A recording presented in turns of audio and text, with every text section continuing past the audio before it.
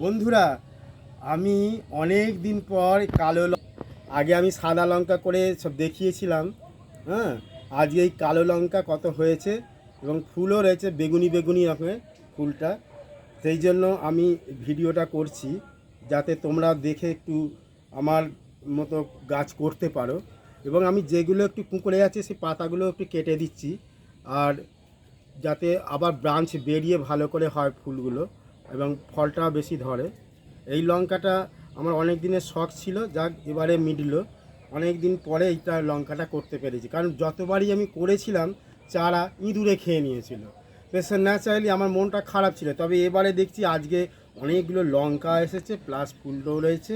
আর আমি কিছু ওই জন্য কেটেও দিলাম একটু, যাতে একটু ঝাড় হয় সেই জন্য। তা বন্ধুরা, এটা পরিচর্যা তো আমি বলেইছিলাম লঙ্কা গাছের, সেটা দেখেও করতে পারো।